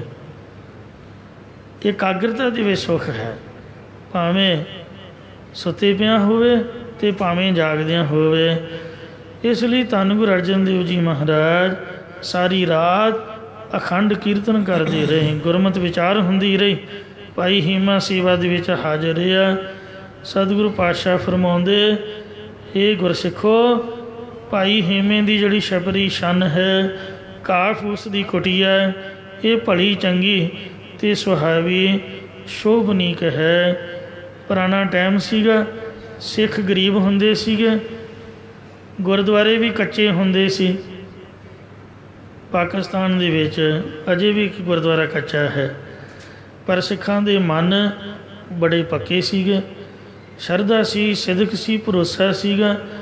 ਅੱਜ ਗੁਰਦੁਆਰਿਆਂ ਦੀ ਸੋਨਾ ਅਤੇ ਸੰਗੇ ਮਰਮਰ ਲੱਗ ਗਿਆ, ਪ੍ਰਚਾਰ ਵੀ ਵੱਧ ਹੋ ਗਿਆ, ਓਨੀ ਤਰਕਬਾਜ਼ੀ ਹੋ ਗਈ, ਸ਼ਰਧਾ ਘਟ ਗਈ, ਪ੍ਰੇਮ ਘਟ ਗਿਆ ਹੈ, ਪੈਸੇ ਦੀ ਬਹੁਲਤਾ ਹੋ ਗਈ, ਸੁੱਖ ਸਹੂਲਤਾਂ ਜ਼ਿਆਦੀਆਂ ਹੋ ਗਈਆਂ, ਅਤੇ ਸਾਡਾ ਜਿਹੜਾ ਮਨ ਹੈ ਉਹ ਢਿੱਲਾ ਪੈ ਗਿਆ। ਜਿਹੜਾ ਵੀ ਮੇਰੇ ਵਰਗਾ ਮੂਰਖ ਉੱਠਦਾ, ਉਹ ਸਭ ਤੋਂ ਪਹਿਲਾਂ ਗੁਰਦੁਆਰੇ 'ਤੇ ਤਰਕ ਕਰਦਾ। ਜੇ ਕੋਈ ਬੰਦਾ ਪੁੱਛਣ ਵਾਲਾ ਹੋਵੇ ਵੀ ਆਪਦਾ ਘਰ ਤਾਂ ਦਿਖਾ, ਮੈਨੂੰ ਮਾਫ਼ ਕਰਨਾ, ਮੈਂ ਗਲਤ ਨਾ ਬੋਲਾਂ, ਤੂੰ ਗੁਰੂ ਘਰ ਦੇ ਤਾਂ ਨੁਕਸ ਕੱਢਦਾ ਹੈ, ਵੀ ਇੱਥੇ ਆਹ ਨਹੀਂ ਹੁੰਦਾ, ਉਹ ਨਹੀਂ ਹੁੰਦਾ, ਆਪਦੇ ਘਰ ਤਾਂ ਲੈ ਕੇ ਜਾ, ਫਿਰ ਪਤਾ ਚੱਲੇ। ਇਸ ਵਾਸਤੇ ਜਿਹੜਾ ਬੰਦਾ ਬਹੁਤਾ ਬੋਲੇ ਉਹਦੀ ਬੈਕਗਰਾਊਂਡ ਚੈੱਕ ਕਰੋ। ਜਿਹੜਾ ਕੋਈ ਮੂਰਖ ਉੱਠਦਾ ਉਹ ਦਸਮ ਗ੍ਰੰਥ ਦੇ ਉੱਪਰ ਜ਼ਰੂਰ ਬੋਲਦਾ ਵਿਰੋਧ ਦੇ ਵਿੱਚ, ਕਿ ਇਸ ਤਰ੍ਹਾਂ ਨਹੀਂ, ਇੰਝ ਨਹੀਂ, ਉਂਝ ਨਹੀਂ। ਜੇ ਕੋਈ ਪੁੱਛਣ ਵਾਲਾ ਹੋਵੇ ਵੀ ਤੂੰ ਇਹਨੂੰ ਪੜ੍ਹਿਆ ਹੈ, ਸੰਥਿਆ ਕੀਤੀ ਆ? ਨਹੀਂ ਜੀ, ਸਾਡੇ ਸੰਤਾਂ ਨੇ ਆਖਿਆ ਜਾਂ ਫਲਾਣਿਆਂ ਨੇ ਸਾਨੂੰ ਸਮਝਾਇਆ ਹੈ ਵੀ ਇਹਦੇ ਵਿੱਚ ਆਹ ਹਨ, ਉਹ ਹੈ। ਪੜ੍ਹਿਆ ਆਪ ਹੈ ਨਹੀਂ, ਨਾ ਕਹਿਣ ਵਾਲਿਆਂ ਪੜ੍ਹਿਆ, ਨਾ ਅੱਗੇ ਦੱਸਣ ਵਾਲਿਆਂ ਪੜ੍ਹਿਆ। ਤੋ ਇੱਕ ਦੂਜੇ ਤੋਂ ਸੁਣ ਸੁਣਾ ਕੇ ਗੱਲਾਂ ਵੱਧ ਦੀਆਂ ਵੱਧ ਬਣਾ ਲਈਆਂ। ਬਲਕਿ ਕਲਗੀਧਰ ਮਹਾਰਾਜ ਨੇ ਪਹਿਲੇ ਭਾਗ ਦੇ ਵਿੱਚ ਤਾਂ ਇੰਨੀ ਜਾਣਕਾਰੀ ਲਿਖੀ ਹੈ, ਹੁਣ ਮੇਰੇ ਵਰਗੇ ਨੂੰ ਸੰਸਕ੍ਰਿਤ ਆਉਂਦੀ ਕੋਈ ਨਹੀਂ, ਅਤੇ ਉਹ ਗ੍ਰੰਥ ਕਿਵੇਂ ਪੜ੍ਹਾਂਗੇ? ਪਹਿਲੀ ਗੱਲ ਤਾਂ ਲੱਭਣੇ ਨਹੀਂ, ਜੇ ਲੱਭ ਗਏ ਤਾਂ ਸੰਸਕ੍ਰਿਤ ਨਹੀਂ ਆਉਂਦੀ। ਦੂਜੇ ਭਾਗ ਦੇ ਵਿੱਚ ਜੇ ਚਰਿੱਤਰ ਲਿਖੇ ਨੇ, ਤਾਂ ਜਿਹੜੀ ਸਿਆਣੀ ਬੀਬੀ, ਮਾਈ, ਭੈਣ, ਉਹਦੀ ਤਾਂ ਮਹਾਰਾਜ ਨੇ ਨਿੰਦਿਆ ਨਹੀਂ ਕੀਤੀ। ਤੋ ਜਿਹੜੀਆਂ ਨਿੰਦਣਯੋਗ ਗੱਲਾਂ ਨੇ ਉਹਨਾਂ ਨੂੰ ਸਹੀ ਤਰੀਕੇ ਦੇ ਨਾਲ ਗੁਰੂ ਸਾਹਿਬ ਨੇ ਲਿਖ ਕੇ ਸਿੱਖਾਂ ਨੂੰ ਸੁਚੇਤ ਕੀਤਾ ਹੈ। ਹੁਣ ਵੀ ਇਸੇ ਤਰ੍ਹਾਂ ਹੋ ਰਿਹਾ ਹੈ। ਕਲਯੁੱਗ ਦਾ ਭਿਆਨਕ ਸਮਾਂ ਹੈ, ਇਸ ਲਈ ਗੁਰੂ ਮਹਾਰਾਜ ਨੇ ਜੋ ਕੁਛ ਦੁਨੀਆ 'ਚ ਹੁੰਦਾ ਹੈ ਉਹ ਲਿਖ ਕੇ ਦੱਸਿਆ ਹੈ। ਕੋਈ ਮਾੜੀ ਗੱਲ ਨਹੀਂ, ਉਹਦੀ ਸਿੱਖਿਆ ਦਿੱਤੀ ਹੈ। ਤੋ ਇਸ ਵਾਸਤੇ ਸਾਡੇ ਕੋਲ ਨਿੰਦਿਆ ਚੁਗਲੀ ਤੋਂ ਬਗੈਰ ਹੋਰ ਕੋਈ ਦੂਜੀ ਗੱਲ ਹੀ ਨਹੀਂ। ਮਹਾਰਾਜ ਕਹਿੰਦੇ ਵੀ ਗੁਰਦੁਆਰਾ ਭਾਵੇਂ ਸਾਧ ਮੁਰਾਦਾ ਹੀ ਹੋਵੇ, ਪਰ ਆਪ ਦਾ ਮਨ ਤਗੜਾ ਹੋਣਾ ਚਾਹੀਦਾ। ਅਸੀਂ ਆਪਣੇ ਬੱਚਿਆਂ ਨੂੰ ਮੱਥਾ ਟੇਕਣ ਲੈ ਕੇ ਆਈਏ, ਖੁਦ ਆਪ ਨਿਤਨੇਮ ਕਰੀਏ, ਸੁਣੀਏ, ਗੁਰੂ ਜੀ ਦੀ ਕਥਾ ਕੀਰਤਨ ਦਾ ਆਨੰਦ ਮਾਣੀਏ। ਇਹ ਗੁਰਸਿੱਖੋ, ਇਹ ਭਾਈ ਹੇਮੇ ਦੀ ਛਪਰੀ, ਘਾਹ ਫੂਸ ਵਾਲੀ ਕੁਟੀਆ ਚੰਗੀ ਹੈ। ਕਈਆਂ ਗੁਰਮੁਖਾਂ ਨੇ ਆਪਦੇ ਘਰ ਨੂੰ ਗੁਰਦੁਆਰਾ ਬਣਾਇਆ ਹੁੰਦਾ, ਅਤੇ ਕਈ ਗੁਰਦੁਆਰੇ ਨੂੰ ਹੀ ਆਪਣੇ ਘਰ ਵਾਂਗੂ ਵਰਤਦੇ ਹਨ। ਗੱਲ ਤਾਂ ਮਾਨਸਿਕ ਸਥਿਤੀ ਦੀ ਹੈ। ਜੈਸਾ ਸਾਡਾ ਮਨ ਹੋਵੇਗਾ ਉਸੇ ਤਰ੍ਹਾਂ ਦਾ ਹੀ ਵਾਤਾਵਰਨ ਅਸੀਂ ਸਿਰਜ ਲਵਾਂਗੇ। ਜੇ ਚੰਗਾ ਬੰਦਾ ਹੈ ਉਹ ਤਾਂ ਜਿੱਥੇ ਵੀ ਬੈਠਦਾ ਉੱਥੇ ਪ੍ਰਭੂ ਦੇ ਗੁਣ ਗਾਉਂਦਾ ਹੈ, ਅਤੇ ਜਿਹੜਾ ਨਿੰਦਿਆ ਚੁਗਲੀ ਮਾੜੀ ਬਿਰਤੀ ਵਾਲਾ ਹੈ ਉਹ ਗੁਰੂ ਘਰ ਵੀ ਆ ਕੇ ਲੜਾਈ ਪਾ ਕੇ ਬੈਠ ਜਾਂਦਾ, ਅਤੇ ਜੁੱਤੀ ਲਾ ਕੇ ਭੱਜਣਾ ਫਿਰਦਾ। ਕੋਈ ਫਾਇਦਾ ਹੈ? ਕੋਈ ਲਾਭ ਨਹੀਂ ਹੈ।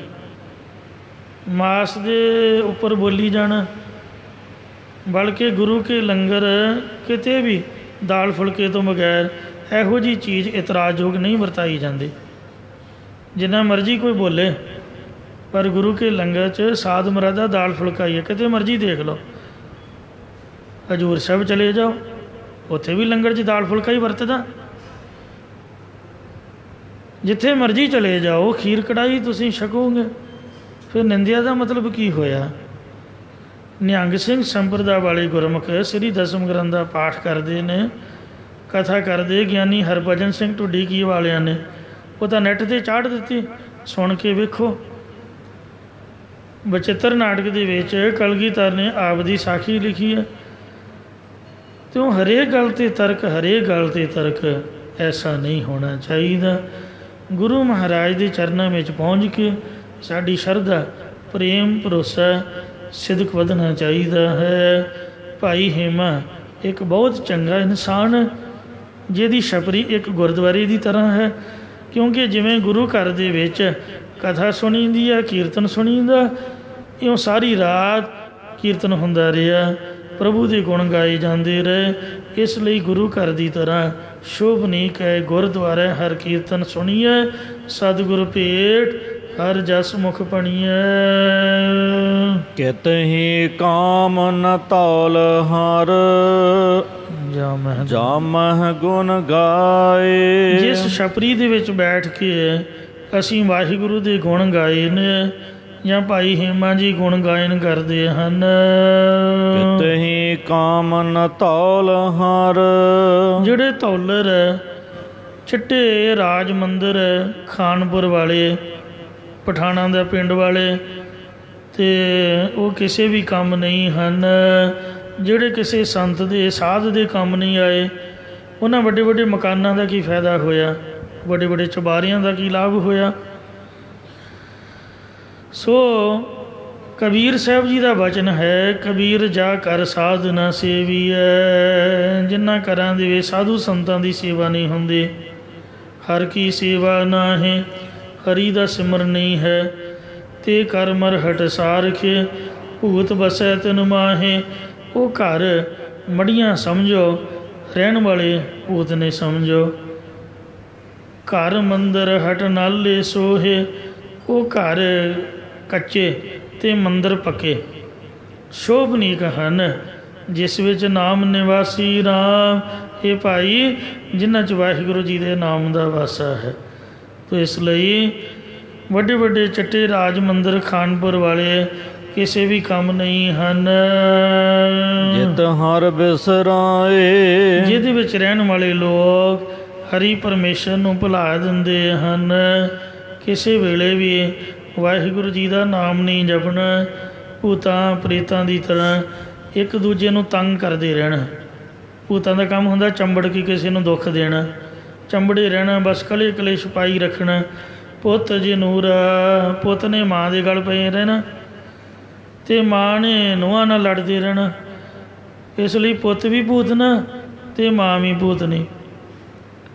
ਪੁੱਤ ਜਨੂਰਾ ਧੀ ਜਨੂਰੀ, ਜੋਰੂ ਜਿਨ੍ਹਾਂ ਦਾ ਸਿਕਦਾਰ।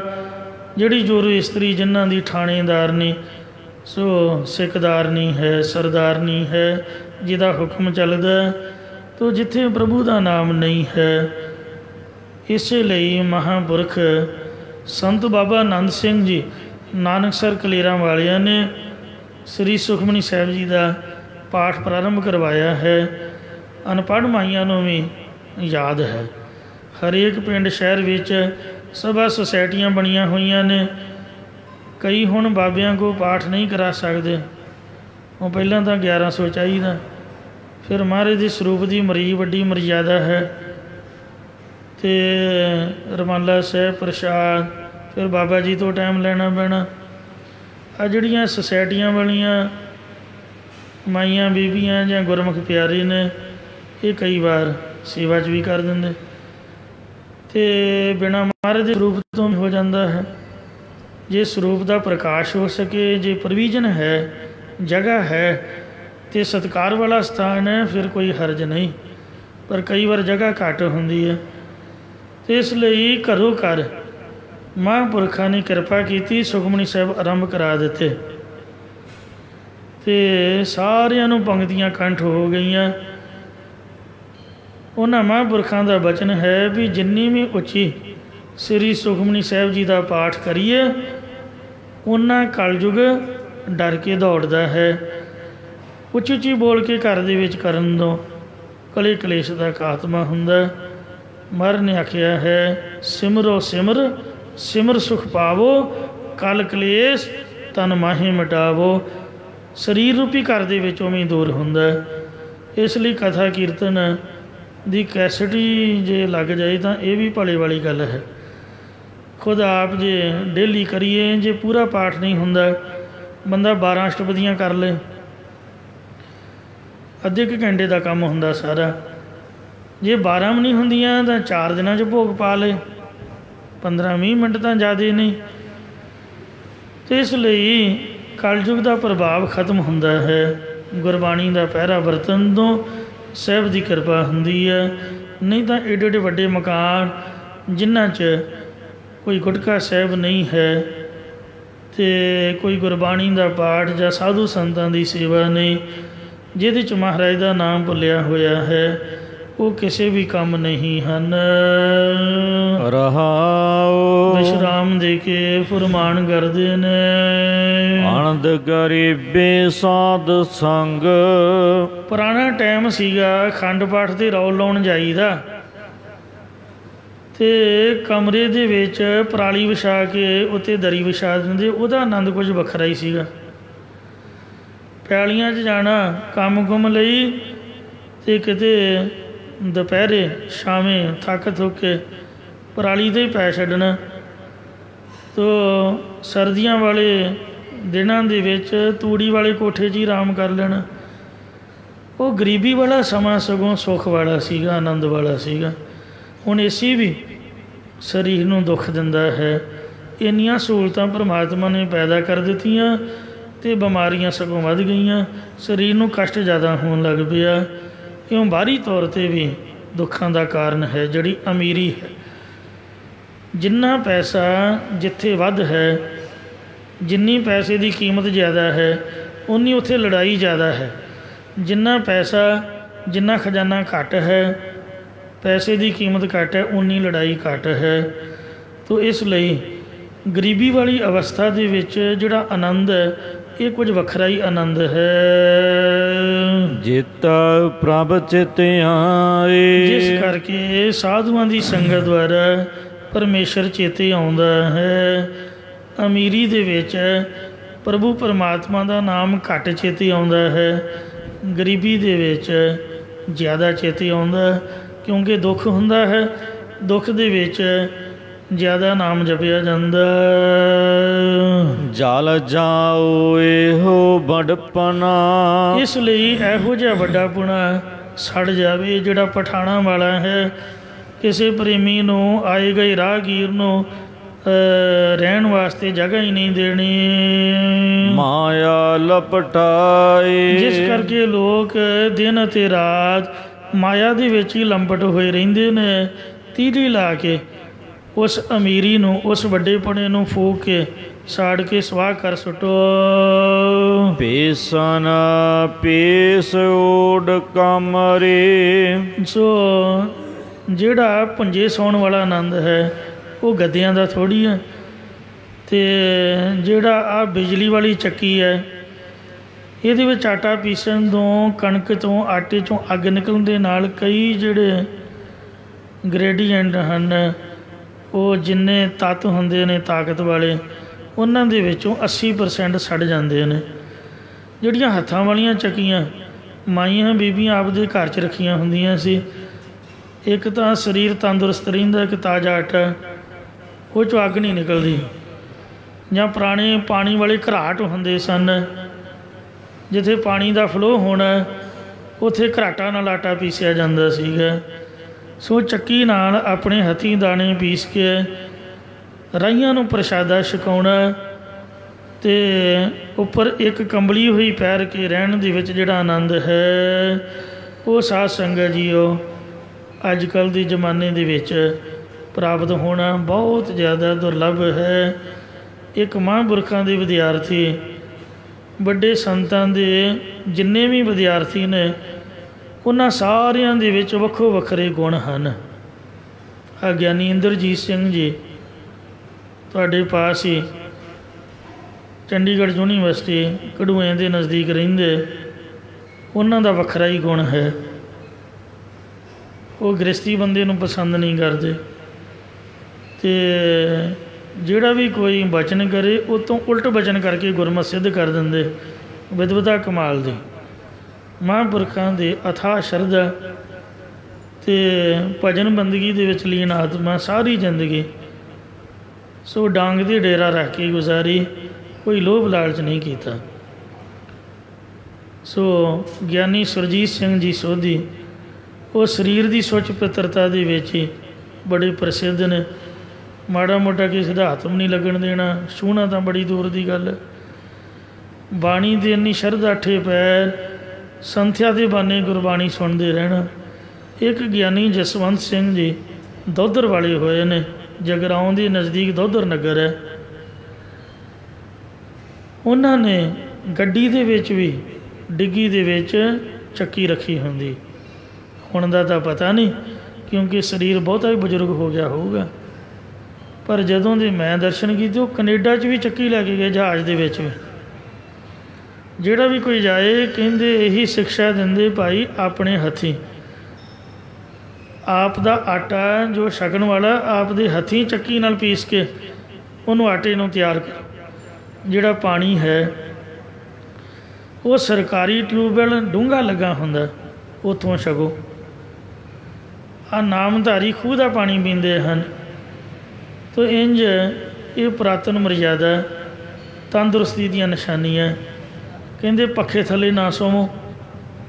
ਇੱਕ ਵਾਰ ਗੁਰਦੁਆਰਾ ਸੋ ਮੰਜੀ ਸਾਹਿਬ ਦੀਵਾਨ ਹਾਲ ਹਰਿਮੰਦਰ ਸਾਹਿਬ, ਉਹਦੇ ਨਜ਼ਦੀਕ ਨਾਨਕ ਨਿਵਾਸ, ਉੱਥੇ ਮੈਂ ਦਰਸ਼ਨ ਕਰਨ ਗਿਆ ਅਤੇ ਕੋਠੇ 'ਤੇ ਮੱਛਰਦਾਨੀ ਲਾਈ ਹੋਈ ਸਰਾਂ ਦੇ ਵਿੱਚ। ਕਹਿੰਦੇ ਪੱਖੇ ਥੱਲੇ ਨਹੀਂ ਸੋਈਂਦਾ। ਏਸੀ ਵਾਲਾ ਕਮਰਾ ਦਿੱਤਾ ਪ੍ਰਬੰਧਕਾਂ ਨੇ, ਪੋਥੀਆਂ ਦੀ ਛਪਾਈ ਲਈ ਅੰਮ੍ਰਿਤਸਰ ਆਏ, ਅਤੇ ਉਹ ਸਾਰੇ ਕਮਰੇ ਨੂੰ ਜਿੰਦਰਾ ਮਾਰ ਕੇ ਅਤੇ ਮੈਂ ਲੱਭਾਂ ਕੋਠੇ 'ਤੇ ਮੰਜਾ ਡਾਹਿਆ, ਮੱਛਰਦਾਨੀ ਲਾਈ। ਕਹਿੰਦੇ ਜਿਹੜੇ ਆਕਾਸ਼ ਹੇਠਾਂ ਮੱਛਰਦਾਨੀ ਲਾ ਕੇ ਸੌਣਾ, ਇਹਦੇ ਨਾਲ ਸਰੀਰ ਤੰਦਰੁਸਤ ਰਹਿੰਦਾ। ਪੱਖੇ ਥੱਲੇ ਏਸੀ ਥੱਲੇ ਤਾਂ ਹੱਡ ਗੋਡੇ ਜੁੜ ਜਾਂਦੇ ਨੇ। ਸੋ ਪੁਰਾਣਾ ਟਾਈਮ ਸੀਗਾ। ਸੱਚੇ ਪਾਤਸ਼ਾਹ ਕਥਨ ਕਰਦੇ ਨੇ, ਪੀਸਨ ਪੀਸ ਓਢ ਕਾਮਰੀ। ਜਿਹੜਾ ਚੱਕੀ ਨਾਲ ਆਪਣੇ ਹੱਥੀਂ ਦਾਣੇ ਪੀ ਕੇ ਫਿਰ ਰਾਹੀਆਂ ਨੂੰ ਪ੍ਰਸ਼ਾਦਾ ਛਕਾਉਣਾ ਅਤੇ ਉੱਪਰ ਇੱਕ ਕੰਬਲੀ ਦੇ ਨਾਲ ਹੀ ਟਾਈਮ ਗੁਜ਼ਾਰ ਲੈਣਾ। ਸੁਖ ਮਨ ਸੰਤੋਖਾ ਏ। ਜਿਹੜਾ ਇਹਦਾ ਆਨੰਦ ਹੈ ਇਹ ਕੁਝ ਵੱਖਰਾ ਹੀ ਹੈ, ਜਿਸ ਕਰਕੇ ਮਨ ਨੂੰ ਸੁੱਖ ਅਤੇ ਸੰਤੋਖ ਆਉਂਦਾ ਹੈ। ਐਸੋ ਰਾਜ ਨ ਕਿਤੈ ਕਾਜ। ਇਹੋ ਜਿਹਾ ਦੁਨਿਆਵੀ ਰਾਜ ਕਿਸੇ ਵੀ ਕੰਮ ਨਹੀਂ ਹੈ। ਜਿਤ ਨਹਿ ਤ੍ਰਿਪਤਾਏ। ਜਿਸ ਰਾਜ ਕਰਕੇ ਵੱਡੇ ਵੱਡੇ ਚੱਕਰਵਰਤੀ ਪਾਤਸ਼ਾਹ ਵੀ ਅੱਜ ਤੱਕ ਰਜੇ ਨਹੀਂ। ਜਿਹੜਾ ਰਜਿਆ ਹੋਵੇ ਉਹਨੂੰ ਰਾਜਾ ਕਹੀਦਾ ਹੈ, ਪਰ ਜਿਹੜੇ ਅੱਜ ਕੱਲ੍ਹ ਦੇ ਰਾਜੇ ਨੇ ਉਹ ਰਾਜੇ ਨਹੀਂ, ਉਹ ਤਾਂ ਭੁੱਖੇ ਹਨ। ਆਮ ਗਰੀਬ ਬੰਦੇ ਦੇ ਨਾਲੋਂ ਵੀ ਉਹਨਾਂ ਦੀ ਮਾਨਸਿਕ ਸਥਿਤੀ ਸਹੀ ਨਹੀਂ ਹੈ। ਜਿੰਨਾ ਮਰਜ਼ੀ ਕੋਈ ਮੰਤਰੀ ਕੋਈ ਰਾਜਾ ਹੋਵੇ ਅਤੇ ਉਹ ਜਿਸ ਤਰ੍ਹਾਂ ਦਾ ਲੰਗਰ ਗੁਰਦੁਆਰੇ ਚੱਲਦਾ ਹੈ, ਇੱਥੇ ਵੇਖ ਲਓ, ਕੋਈ ਤਨਖਾਹ ਨਹੀਂ, ਕੋਈ ਫੈਕਟਰੀ ਦਾ ਕੋਈ ਕਮਾਈ ਦਾ ਸਾਧਨ ਨਹੀਂ, ਕੋਈ ਪੈਲੀ ਬੰਨੇ ਦਾ ਠੇਕਾ ਨਹੀਂ, ਸਭ ਰੱਬ ਦੇ ਆਸਰੇ। ਸੰਗਤਾਂ ਜੋ ਤਿਲ ਫੁੱਲ ਲਿਆਉਂਦੀਆਂ ਨੇ ਉਹੀ ਲੰਗਰ ਦੇ ਵਿੱਚ ਬਣਦਾ ਅਤੇ ਉਹਦਾ ਹੀ ਘਾਟਾ ਨਹੀਂ ਆਉਂਦਾ। ਜਿੰਨਾ ਮਰਜ਼ੀ ਕੋਈ ਵੱਡਾ ਮੰਤਰੀ ਖਜ਼ਾਨੇ ਦਾ ਮਾਲਕ ਹੋਵੇ, ਇਸ ਤਰ੍ਹਾਂ ਦਾ ਲੰਗਰ ਚਲਾ ਕੇ ਵਿਖਾਏ। ਸਮਾਗਮਾਂ ਦੇ ਵਿੱਚ ਮੈਂ ਵੇਖਿਆ, ਇੱਥੇ ਚੱਪੜਚਿੜੀ ਸਮਾਗਮ ਹੋਇਆ ਸੀ ਤਾਜਪੋਸ਼ੀ ਦਾ, ਅਤੇ ਰੋਟੀਆਂ ਮੁੱਕ ਗਈਆਂ, ਲੋਕਾਂ ਖੋ ਖਾਧੀਆਂ ਤਾਂ ਵੀ ਨਹੀਂ ਮਿਲੀਆਂ। ਗੇਂਦਾਂ ਦੇ ਵਾਂਗੂ ਇੱਕ ਦੂਜੇ ਤੋਂ ਖੋਹਦੇ ਅਤੇ ਇੱਕ ਦੂਜੇ ਨੂੰ ਸੁੱਟਦੇ ਸਨ। ਇੰਨੀ ਪੁਕਾਰ ਪੈ ਗਈ। ਸਮਾਗਮ ਸੀ ਰਾਜਿਆਂ ਦਾ, ਅਤੇ ਇਸ ਵਾਸਤੇ ਇਹ ਬਹੁਤ ਵੱਡੀ ਗੱਲ ਹੈ। ਮਨ ਦੇ ਵਿੱਚ ਸੰਤੋਖ ਆਉਣਾ ਅਤੇ ਕਿਸੇ ਨੂੰ ਆਪਦੇ ਹੱਥੀਂ ਸੇਵਾ ਕਰਨੀ। ਸੇਵਾ ਤਾਂ ਕੀ ਕਰਨੀ, ਛਕਾਉਣਾ ਦਾ ਕੀ ਹੈ, ਪਸ਼ੂਆਂ ਦਾ ਚਾਰਾ ਘੁਟਾਲਾ ਕਰਕੇ ਖਾ ਜਾਂਦੇ। ਸੋ ਜੋ ਵੀ ਗਰੀਬਾਂ ਨੂੰ ਗਰੰਟਾਂ ਮਿਲਦੀਆਂ ਉਹ ਰਾਹ ਦੇ ਵਿੱਚ ਹੀ ਹੜੱਪ ਹੋ ਜਾਂਦੀਆਂ। ਜੇ ਪਿੱਛੋਂ 100 ਰੁਪਈਆ ਤੁਰਿਆ ਅਤੇ ਮਸਾਂ ਹੀ 50 ਪੈਸੇ ਪਿੰਡ ਤੱਕ ਘਰ ਤੱਕ ਪਹੁੰਚਦੇ। ਅਤੇ ਇਸ ਵਾਸਤੇ ਮਹਾਰਾਜ ਕਹਿੰਦੇ ਵੀ ਉਹ ਰਾਜਾ ਨਹੀਂ ਹੈ। ਇਹੋ ਜਿਹਾ ਦੁਨਿਆਵੀ ਰਾਜ ਕਿਸ ਕੰਮ ਜਿਹਦੇ ਨਾਲ ਕੋਈ ਤ੍ਰਿਪਤ ਨਹੀਂ ਹੋਣਾ ਹੈ, ਸਗੋਂ ਅਗਲੇ ਕੋਲੋਂ ਵੀ ਖੋਹ ਲੈਣਾ ਹੈ। ਨਗਨ ਫਿਰਤ ਰੰਗ ਏਕ ਕੈ, ਇੱਕ ਵਾਹਿਗੁਰੂ ਦੇ ਰੰਗ ਪ੍ਰੇਮ ਦੇ ਵਿੱਚ ਭਾਵੇਂ ਵਸਤਰਾਂ ਤੋਂ ਬਿਨਾਂ ਜਿਹੜੇ ਸਾਧੂ ਸੰਤ ਨੇ, ਕਾਰ ਸੇਵਾ ਵਾਲੇ ਵੇਖੋ ਖੱਦਰ ਦੀਆਂ ਕੁੜਤੀਆਂ ਪਾਈ ਫਿਰਦੇ, ਇਉਂ ਨੰਗੇ ਫਿਰਦੇ ਹਨ। ਸੰਤ ਬਾਬਾ ਬੀਰਮਦਾਸ ਜੀ ਉਹ ਨਾਂਗੇ ਸਾਧੂ ਸਨ, ਜਿਨ੍ਹਾਂ ਤੋਂ ਕਾਰ ਸੇਵਾ ਸੰਪਰਦਾ ਦੀ ਬਖਸ਼ਿਸ਼ ਹੋਈ। ਗੁਰਮੁਖ ਪਿਆਰੇ ਸੰਤ ਮਹਾਂਪੁਰਖ ਬਾਬਾ ਗੁਰਮੁਖ ਸਿੰਘ ਜੀ ਪਟਿਆਲੇ ਵਾਲਿਆਂ ਨੇ ਉਹਨਾਂ ਤੋਂ ਭਰ ਲਿਆ।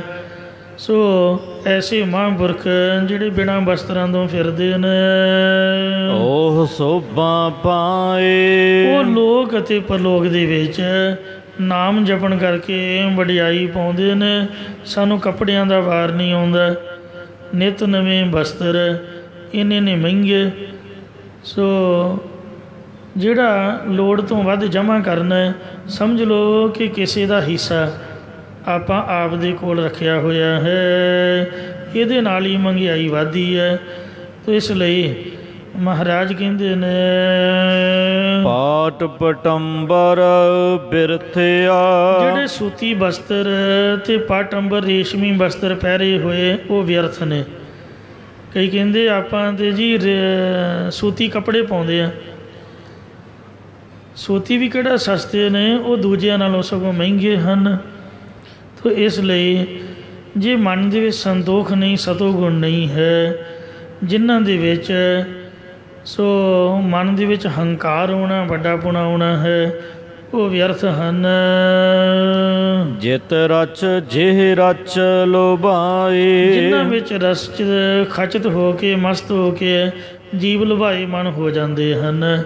ਇੱਕ ਰਵਿਦਾਸ ਜੀ ਦਾ ਪ੍ਰੇਮੀ, ਉਹਦੇ ਮੁੰਡੇ ਦਾ ਵਿਆਹ, ਅਤੇ ਰਵਿਦਾਸ ਜੀ ਉਹਨੂੰ ਵੀ ਕਾਰਡ 'ਤੇ ਡੱਬਾ ਦੇਣ ਆ ਗਿਆ, ਮਤਲਬ ਇਨਵੀਟੇਸ਼ਨ, ਸੱਦਾ ਪੱਤਰ। ਕਹਿੰਦੇ ਭਗਤ ਜੀ ਮੇਰੇ ਮੁੰਡੇ ਦੇ ਵਿਆਹ 'ਤੇ ਆਇਓ। ਭਗਤ ਜੀ ਕਹਿੰਦੇ ਭਾਈ ਆਪਾਂ ਤਾਂ ਸੰਤ ਲੋਕ ਹਾਂ, ਵਿਆਹਾਂ ਸ਼ਾਦੀਆਂ 'ਤੇ ਨਹੀਂ ਫਾਬੀ ਦਾ, ਅਤੇ ਤੂੰ ਸਾਨੂੰ ਮਾਫ਼ ਕਰ। ਕਹਿੰਦਾ ਜੀ ਨਹੀਂ, ਬਹੁਤਾ ਪ੍ਰੇਮੀ ਸੀਗਾ। ਅਤੇ ਬਦੋ ਬਦੀ ਭਗਤ ਜੀ ਨੂੰ ਮਨਾ ਹੀ ਲਿਆ, ਬਦੋ ਬਦੀ ਲੈ ਗਿਆ ਜੀ। ਅਤੇ ਭਗਤ ਜੀ ਨੂੰ ਕਹਿਣ ਲੱਗਾ ਕਿ ਮਹਾਰਾਜ ਆ ਮੈਂ ਤੁਹਾਡੇ ਲਈ ਨਵਾਂ ਪੋਸ਼ਾਕਾ ਬਣਾਇਆ ਹੈ, ਇਹ ਆਪ ਜੀ ਪਹਿਨ ਲਓ। ਕਹਿੰਦੇ ਭਾਈ ਅਸੀਂ ਇਸ ਤਰ੍ਹਾਂ ਹੀ ਚੰਗੇ ਹਾਂ ਸਾਦੇ ਕੱਪੜਿਆਂ 'ਚ। ਕਹਿੰਦੇ ਜੀ ਨਹੀਂ, ਇਹ ਮੇਰੀ ਸ਼ਰਧਾ ਹੈ।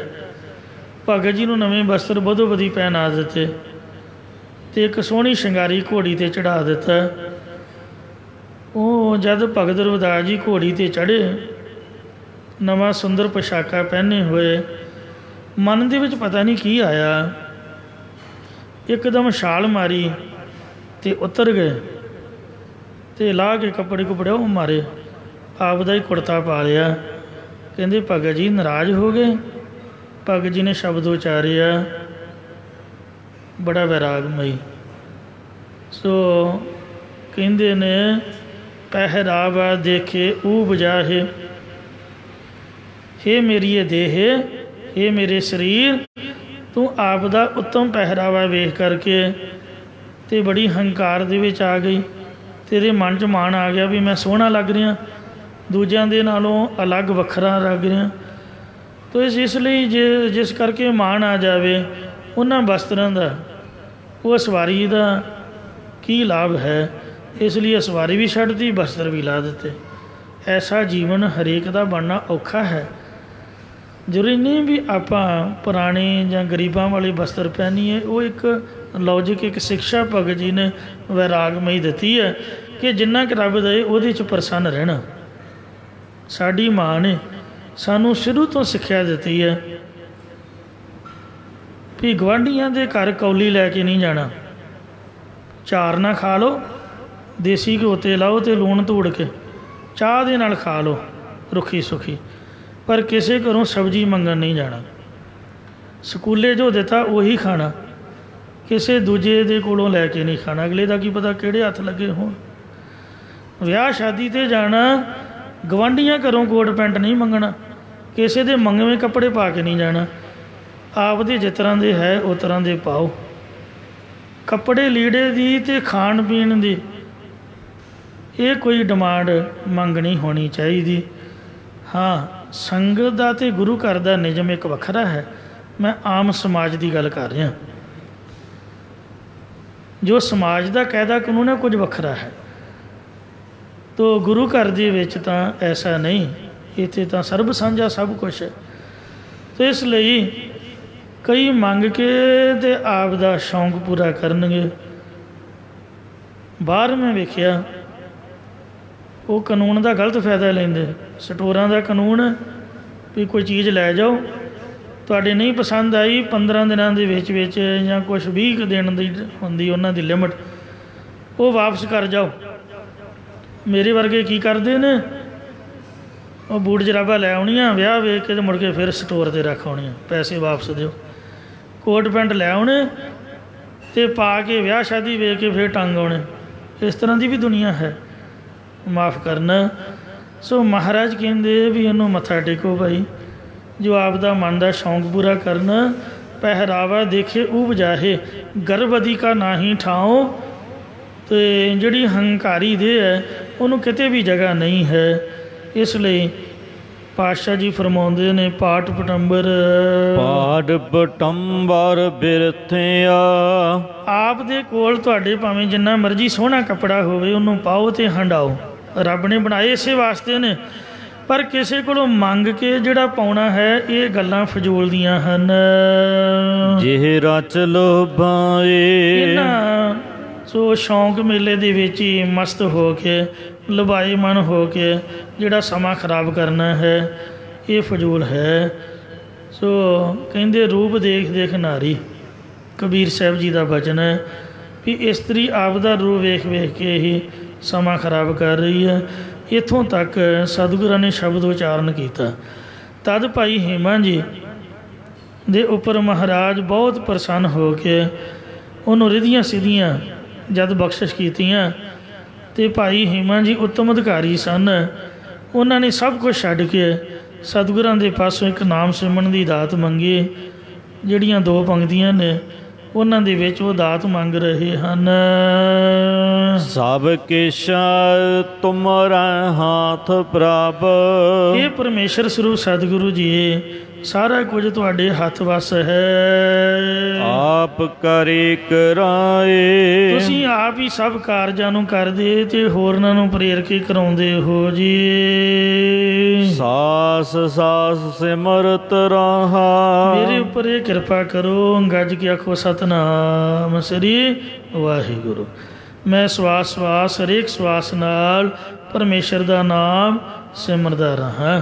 ਸਤਿਗੁਰੂ ਨਾਨਕ ਦੇਵ ਮਹਾਰਾਜ ਜੀ ਨੇ ਵੀ ਇਹੀ ਦਾਤ ਮੰਗੀ ਹੈ। ਕਹਿੰਦੇ ਹਨ ਕਿ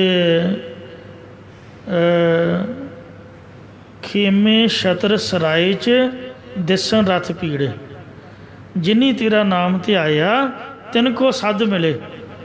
ਖੇਮੇ ਛਤਰ ਸਰਾਏ 'ਚ, ਤੰਬੂ ਕਨਾਤਾਂ ਅਤੇ ਛਤਰ, ਅਤੇ ਖੇਮੇ ਛਤਰ ਸਰਾਏ 'ਚ ਦਿਸਣ ਰਥ ਪੀੜੇ।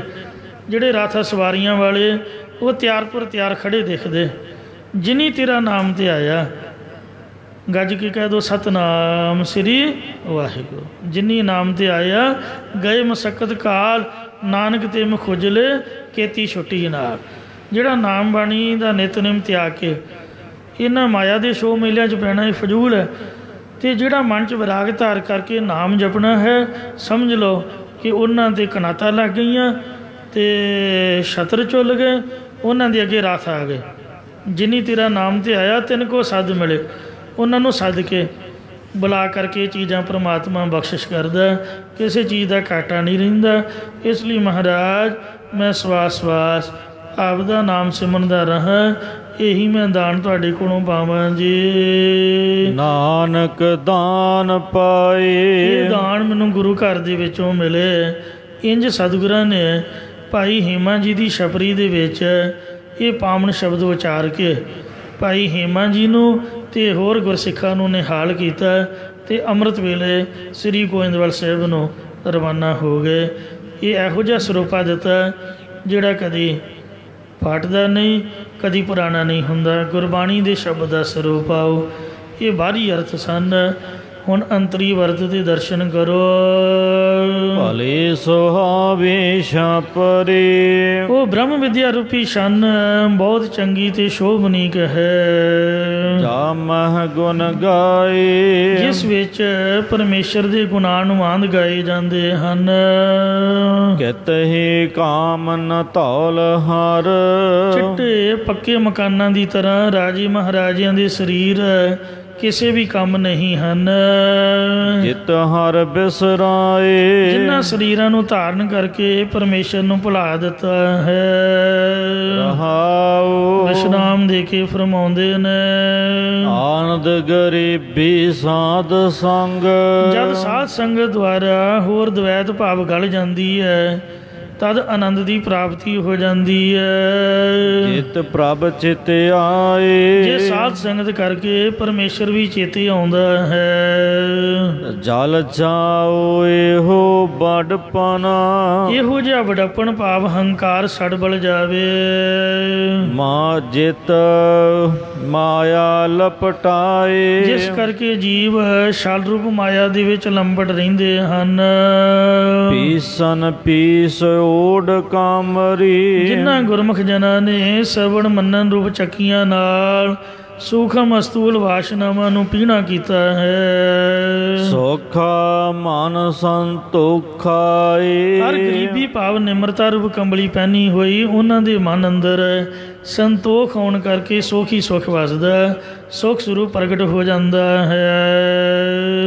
ਐਸੋ ਰਾਜ ਨਾ ਕਿਤੈ ਕਾਜ ਜੋ ਹਉਮੈ ਦੇ ਸਹਿਤ ਆਪਣੇ ਆਪ ਨੂੰ ਪੰਡਿਤ ਵਿਦਵਾਨ ਜਾਂ ਰਾਜਾ ਖਮਾਉਣਾ, ਰਾਜਿਆਂ ਵਾਂਗ ਧਨ ਪਦਾਰਥ ਆਦਿ ਕੇ ਭਭੂਤੀ ਰੱਖਣੇ, ਇਹੋ ਜਿਹਾ ਰਾਜ ਕਿਸੇ ਵੀ ਕੰਮ ਨਹੀਂ ਹੈ। ਜਿਤ ਨਹਿ ਤ੍ਰਿਪਤਾਏ ਜਿਸ ਕਰਕੇ ਕਿਸੇ ਨੂੰ ਗੁਰਬਾਣੀ ਦਾ ਇੱਕ ਵੀ ਅੱਖਰ ਨਹੀਂ ਸਿਖਾਉਣਾ, ਕਥਾ ਕੀਰਤਨ 'ਚ ਹਾਜ਼ਰੀ ਨਹੀਂ ਭਰਨੀ, ਵਿਦਿਆ ਵੰਡਣੀ ਨਹੀਂ, ਸੰਗਤ ਨਾਲ ਸਾਂਝ ਨਹੀਂ ਪਾਉਣੀ, ਹੰਕਾਰੀ ਜੀਵ ਦੀ ਤ੍ਰਿਪਤੀ ਕਦੀ ਨਹੀਂ ਹੁੰਦੀ। ਨਗਨ ਫਿਰਤ ਰੰਗ ਏਕ ਕੈ ਜੋ ਮਹਾਤਮਾ ਜਨ ਇੱਕ ਪਰਮੇਸ਼ਰ ਦੇ ਪ੍ਰੇਮ 'ਚ ਭਿੱਜੇ, ਭਾਵੇਂ ਦੁਨੀਆ ਦੀ ਨਿਗਾਹ ਅੰਦਰ ਵਸਤਰਾਂ ਤੋਂ ਹੀਣੇ ਫਿਰਦੇ ਹਨ, ਉਹ ਸੋਭਾ ਪਾਏ ਉਹ ਫਿਰ ਵੀ ਲੋਕ ਪਰਲੋਕ 'ਚ ਸੋਭਾ ਪਾਉਂਦੇ ਨੇ। ਜਿਨ ਪਟ ਅੰਦਰ ਬਾਹਰ ਗੁੱਦੜ ਤੇ ਭਲੇ ਸੰਸਾਰ। ਪਾਟ ਪਟੰਬਰ ਬਿਰਥਿਆ ਤੇ ਨੇਹੋਂ ਲੱਗਾ ਰੱਬ ਸੇਤੀ ਦੇਖਣੇ ਵਿਚਾਰ। ਉਹਨਾਂ ਦੇ ਅੰਦਰ ਰੱਬ ਦਾ ਨਾਮ ਰੇਸ਼ਮ ਹੈ। ਬਾਹਰੋਂ ਭਾਵੇਂ ਗਰੀਬੀ ਲਿਬਾਸ ਹੈ, ਉਹਨਾਂ ਸੂਤੀ ਵਸਤਰਾਂ ਦੀ ਤਰ੍ਹਾਂ ਦਸਵੇਂ ਦੁਆਰ 'ਚ ਪ੍ਰਾਣ ਚੜਾਉਣ ਵਾਲੇ ਰੇਸ਼ਮੀ ਕੱਪੜਿਆਂ ਦੀ ਤਰ੍ਹਾਂ ਆਪਣੇ ਸਵਾਸਾਂ ਨੂੰ ਲੰਬੇ ਕਰਨ ਵਾਲਿਆਂ ਦੇ ਸਾਧਨ ਵਿਅਰਥ ਨੇ। ਜਿਹੇ ਰਚ ਲੋਭਾਏ ਜਿਹੜੇ ਦੁਨੀਆ ਦੀਆਂ ਰਿਧੀਆਂ ਸਿੱਧੀਆਂ ਵੇਖ ਕੇ ਲੋਭ 'ਚ ਰਚ ਗਏ। ਇਸ ਲਈ ਇੰਝ ਬੇਨਤੀ ਕਰੋ। ਸਭ ਕੇਸ਼ਾ ਤੁਮਰੈ ਹੱਥ ਪ੍ਰਭ ਇਹ ਪਰਮੇਸ਼ਰ ਸਭ ਕੁਝ ਤੇਰੇ ਵੀ ਹੱਥ ਵਿੱਚ ਹੈ।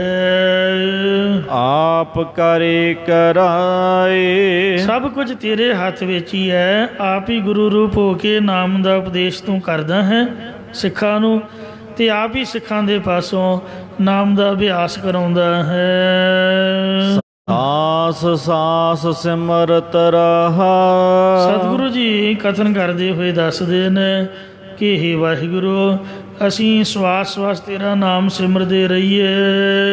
ਨਾਨਕ ਦਾਨ ਪਾਏ ਇਹੀ ਦਾਨ ਸਾਡੀ ਝੋਲੀ ਵਿੱਚ ਪਾਉਣਾ ਕਰ। ਸੋ ਮੈਂ ਕਿਹਾ ਮੰਗੋ ਕਿ ਸਥਿਰ ਨਾ ਰਹਾਈ, ਹਰ ਦੀਜੈ ਨਾਮ ਪਿਆਰੀ ਜੀਓ।